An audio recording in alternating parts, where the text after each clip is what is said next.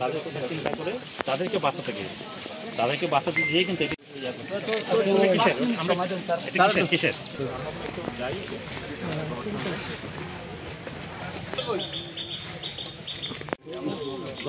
আমরা তো আছি আপনার জন্য এবং ওখানে ছিলাম স্যার।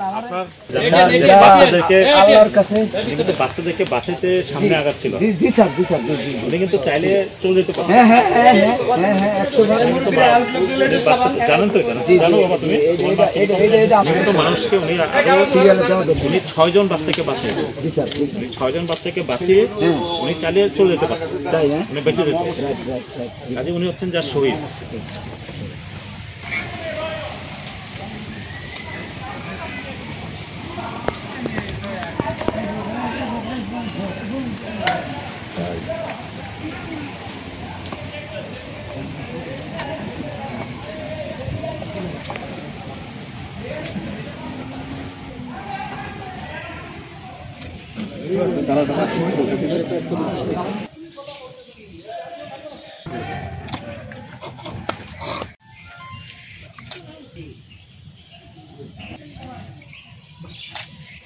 আমার আম্মার সাথে লাশ দেখা হয়েছে রবিবার রাত 8টায়।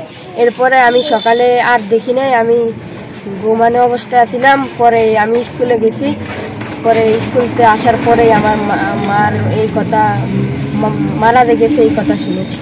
এরপর আমি আর দেখি নাই। পরে হসপিটালে গেছি, আমার আর দেখায় নাই।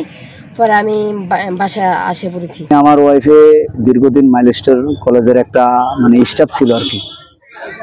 উনি চাইছিল যে ভবিষ্যতে আগানোর জন্য সেনে সন্তান আরো ভালো লেখাপড়া, ইউনিভার্সিটি ইঞ্জিনিয়ার, সফটওয়্যার ইঞ্জিনিয়ার বা ব্যবসায়ী ভালো একটা উপরে একটা আছে তার স্বপ্ন ছিল আর কি। হঠাৎ করে স্বপ্নটা ভেঙে গেল। আমি মাননীয় বিমান বাহিনী প্রধানের পক্ষ থেকে প্রতিনিধি হিসেবে এখানে এসেছি এই শোক সন্তপ্ত পরিবারের প্রতি আমাদের অত্যন্ত মনোবেদনা জানানোর জন্য। আল্লাহ তাআলা ওনাকে বেহেশত নসিব করুক এবং ওনাদের এই শোক সন্তপ্ত পরিবারের শোক কাটিয়ে ওঠার জন্য ওনাদেরকে সেই মনোবল দেখ, আমরা সেটাই দোয়া করি। এবং যারা এখনও আছেন হাসপাতালে অসুস্থ আছেন তাদের জন্য আমরা দোয়া করি, ওনারাও যেন ঠিকঠাক মতো সুন্দর হয়ে সুস্থ হয়ে ফেরত আসে। আর আমাদের বিমান বাহিনীর পক্ষ থেকে যত ধরনের সহযোগিতা দরকার আমরা সেটা ওনাদের জন্য করব। বাংলাদেশ বিমান বাহিনী আপনাদেরকে কথা দিচ্ছে এই ব্যাপারে যে কোনো তদন্ত, যে কোনো কিছু সব কিছুই সুষ্ঠুভাবে হবে।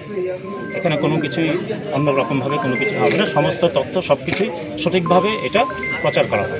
অলরেডি সেন্ট্রালি প্রত্যেকটা পরিবারের জন্য একদম অনুদান থেকে শুরু করে সেন্ট্রালি এটা আমাদের বিমান বাহিনী প্রধান উনি নিজেই দেখাশোনা করছেন এবং প্রত্যেকটা পরিবারকে অলরেডি সহযোগিতা দেওয়া হয়েছে এবং এটা একটা কন্টিনিউয়াস প্রসেস, ভবিষ্যতেও দেওয়া হবে।